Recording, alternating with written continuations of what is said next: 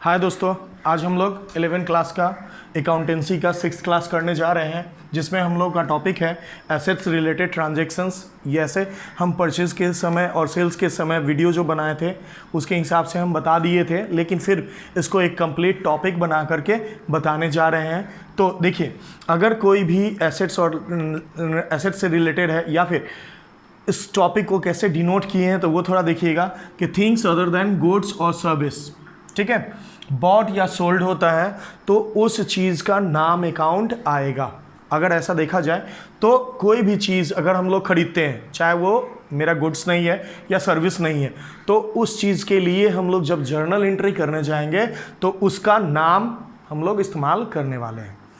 अब जैसे ही नाम इस्तेमाल करने वाले हैं तो सिर्फ यहाँ पे बात आता है कि एसेट्स किसे कहते हैं। तो एसेट्स का मतलब होता है the things which are in cash और convertible into cash and having ownership. मतलब जो वस्तु रोकर है या रोकर में रूपांतरित होने वाली है या तथा मालिकाना उस पर मेरा हक है, अगर ऐसा है तो वो मेरा एसेट्स है। जैसे एग्जांपल लेते हैं, कैश। अगर मेरे पॉकेट में मेरा पैसा है तो वो उसका मैं मालिक हूँ। बिजनेस के अकाउंट में बिजनेस का पैसा है तो वो बिजनेस मालिक है, लेकिन बिजनेस को कोई दिया है 2 मिनट के लिए रखने के लिए या 2 मिनट के लिए जस्ट हम लोग को किसी दूसरे को पैसा देना है, तो उस पैसा को क्या अपना पैसा मान सकते हैं, अपना संपत्ति मान सकते हैं? नहीं मान सकते। बैंक बैलेंस, छोटा सा एग्जाम्पल लेते हैं, पापा के बैंक में बहुत सारा पैसा है, क्या वो पैसा आपका है? नहीं, आपके लिए एसेट्स नहीं है। वो किसके लिए एसेट्स है? तो आपके पापा के लिए एसेट्स है। बिल्डिंग अगर पापा के नाम से है या दादाजी के नाम से है तो इसका मतलब है कि वो दादाजी या आपके पापा का एसेट्स है, आपका एसेट्स नहीं है। क्यों? क्योंकि देखिए, कैश तो है, कैश तो नहीं है, लेकिन कैश में रूपांतरित होने वाला है, कैश में कन्वर्ट होने वाला है, लेकिन क्या उसका मालिकाना हक आपके पास है? नहीं है। अगर हक है तो एसेट्स है, नहीं हक है तो एसेट्स नहीं है। दो चीज में से कोई एक चीज होगा, कैश या कन्वर्टेबल इनटू कैश, ये दोनों में से कोई एक होगा, लेकिन ये चीज एकदम होना जरूरी है। अगर ये होगा तभी एसेट्स माना जाएगा, नहीं तो एसेट्स नहीं माना जाएगा। अब आते हैं एग्जाम्पल पे। जस्ट एग्जाम्पल जो हो सकता है कि पहले वाला ही एग्जाम्पल हो, फर्नीचर परचेज। फर्नीचर परचेज तो फर्नीचर खरीदे हैं, फर्नीचर परचेज किए तो फर्नीचर अकाउंट आ गया। फर्नीचर जो है वो क्या हो गया? रियल अकाउंट हो गया। रियल अकाउंट में वो क्या हो रहा है? हम लोग खरीद रहे हैं तो हम लोग के पास आ रहा है तो कम्स इन डेबिट। पैसा दे रहे हैं तो पैसा रियल अकाउंट होता है और गोज आउट तो क्रेडिट। फिर क्या हो गया? Journal entry, furniture account debit to cash. दूसरा हम लोग बात किए सेल का। कुछ भी एसेट्स हो सकता है जिसको हम लोग परचेज करेंगे या सेल करेंगे, लेकिन उसके बदले में क्या आएगा? ना ही परचेज अकाउंट आएगा, ना ही सेल अकाउंट आएगा। बार बार हम बोल रहे हैं, उसको क्या करना है?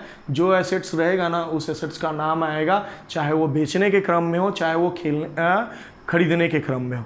अब बिजनेस में बिल्डिंग सोल्ड है, बिल्डिंग सोल्ड कितना है? तो 10 लाख रुपया है। बिल्डिंग बेच रहे हैं तो बिल्डिंग मेरा एक संपत्ति होता है। क्यों? कन्वर्टेबल इनटू कैश है। और बिल्डिंग जब भी बेचा जाता है या जमीन जब भी बेचा जाता है तो कुछ लीगल फॉर्मेलिटीज करना पड़ता है या कानूनी प्रक्रिया करना होता है। आपके नाम से है कि नहीं, आपके पापा के नाम से है कि नहीं, आप उसको बेच सकते हैं कि नहीं, आप उसको खरीद सकते हैं कि नहीं, ये बहुत सारा तरह का कानूनी प्रक्रिया होता है। उस सारा प्रक्रिया के हिसाब से बिल्डिंग जो है वो क्या हो गया? एसेट्स हो गया। और एसेट्स जो है हम लोग बेच रहे हैं, गोज आउट होगा।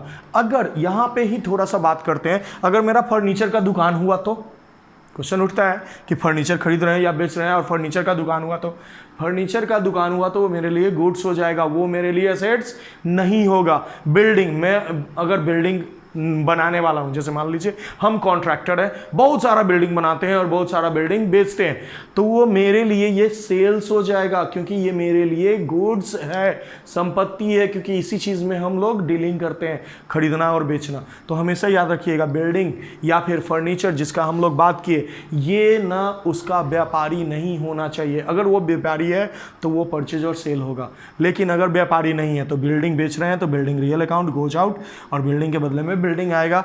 और पैसा आ रहा है तो cash account, real account comes in तो बिल्डिंग और टू कैश। ये टॉपिक पढ़ाने का मेन मकसद मेरा है ये डेप्रिसिएशन। डेप्रिसिएशन जिसको हम लोग हरास कहते हैं। थोड़ा सा समझिएगा कि क्या बोलना चाह रहे हैं। देखिए, हम कोई मोबाइल खरीदे, आज खरीदे और 1 महीना के बाद मुझे पैसा का ज़रूरत हुआ, हम बोल रहे हैं किसी को कि मेरा मोबाइल खरीदोगे बाबू, हम 10,000 में खरीदे हैं, तो क्या मुंह से निकलता है? सर जी ये तो सेकेंड हैंड है।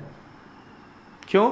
क्योंकि आपने इस्तेमाल कर लिया है। यही दुकान में 6 महीना से पड़ा रहेगा और आप खरीदने जाइएगा तो क्या आपको बोलेगा कि ये तो 6 महीना पुराना है, आप कैसे बेच रहे हैं, सेकेंड हैंड में दीजिए? नहीं। क्यों? क्योंकि हम लोग उस सामान का उपयोग किए इसीलिए सेकेंड हैंड हुआ, लेकिन जब तक दुकान में है तब तक उसको हम लोग नया बोलते हैं। तो हमेशा याद रखिएगा, डेप्रिसिएशन तभी आएगा जब किसी एसेट्स के मूल्य में कमी होगा, और वो मूल्य में कमी किसके वजह से होगा? उसके इस्तेमाल के वजह से। एक्सपायरी ऑफ टाइम, जैसे मान लीजिए मेरे पापा जी राजदूत गाड़ी, राजदूत मोटरसाइकिल जो आता था, आप लोग जानते होंगे, नहीं जानते हैं तो जान लीजिए कि एक मोटरसाइकिल आता था राजदूत नाम से, तो वो खरीद के रखे हुए थे। अब बोले थे कि जहिया बेटा मेरा 35 साल 40 साल का हो जाएगा वहिया वो बाइक देंगे। तो क्या आज उस बाइक का मेरे लिए कोई वैल्यू है? पापा के द्वारा दिया जा रहा है, दैट्स अनदर मैटर, कि मतलब वो चीज़ नहीं बोल सकते, उसका तो कोई वैल्यू नहीं होता है। लेकिन क्या रियल में आज के दिन में राजदूत पे चढ़ेंगे तो अच्छा लगेगा? नहीं। तो एक्सपायरी ऑफ टाइम वो भी डेप्रिसिएशन का एक पार्ट होगा। और टेक्नोलॉजी चेंजेस, मोबाइल यूज करते हैं ना, मान लीजिए आपको एंड्रॉयड 6 मोबाइल देते हैं, बोलते हैं कि सेकेंड हैंड में ले लो, क्या लीजिएगा? नहीं। क्यों? उसका टेक्नोलॉजी बड़ा पुराना हो गया, और पुराना टेक्नोलॉजी हो गया उसकी वजह से भी अगर मूल्य में कमी आता है तो उसको हम लोग ह्रास कहते हैं। तो हमेशा याद रखिएगा, उपयोग किए उसके वजह से, या फिर टेक्नोलॉजी में बदलाव हो गया उसके वजह से, तकनीक में बदलाव हो गया उसके वजह से, या फिर समय बीत गया, बहुत सारा समय। जैसे बहुत कोई आदमी बोलता है ना, काश हम भी पढ़ लिए रहते तो आज इतना पैसा कमाते, मेरा दोस्त लोग बहुत पैसा कमा रहा है। इसका मतलब क्या है? वो काश लौट के नहीं आने वाला है, तो वो जीवन का ह्रास है। वैसे ही यहाँ पे संपत्ति का मूल्य में अगर होगा तो ह्रास होगा। अब डिप्रिसिएशन है तो फर्नीचर पे लगा रहे हैं, तो डिप्रिसिएशन के लिए डिप्रिसिएशन आ गया, नॉमिनल अकाउंट हो गया, एक्सपेंसेस हो गया, डेबिट। अब एक्सपेंसेस और लॉस, देखिए लॉस भी हो सकता है और एक्सपेंसेस भी हो सकता है, लेकिन हम यहाँ पे बात कर रहे हैं, बिजनेसमैन यहाँ पे बात कर रहा है कि हम इस्तेमाल किए हैं। अगर कोई बिजनेसमैन बोलता है ना रखे रखे ख़राब हो गया या टेक्नोलॉजी की वजह से ख़राब हो गया, तो उस बिजनेसमैन को कभी भी अच्छा बिजनेसमैन नहीं माना जाएगा। इसीलिए जब भी डिप्रिसिएशन हम लोग लेंगे, एक्सपेंसेस लेंगे, लॉस नहीं लेंगे। बट लॉस हो सकता है। और फर्नीचर है तो फर्नीचर रियल अकाउंट है, गोज आउट है, डिप्रिसिएशन नॉमिनल अकाउंट है, एक्सपेंसेस है, डेबिट हो जाएगा। ठीक है, तो आज का क्लास यहीं पे ख़त्म करते हैं, फिर अगला क्लास करेंगे। अगला टॉपिक मेरे ख्याल से हम बैंक रिलेटेड ट्रांजेक्शन के बारे में बात करेंगे कि बैंक में पैसा जमा करते हैं, बैंक में अकाउंट खोलते हैं, बैंक में से पैसा निकालते हैं, बैंक जो चार्ज काटता है, वो सब चीज़ के बारे में उसको एक जगह पर इकट्ठा करके 4-5 एग्जाम्पल के तौर पर हम लोग करेंगे। ठीक है, टाटा बाय बाय, कर लीजिएगा अच्छे से।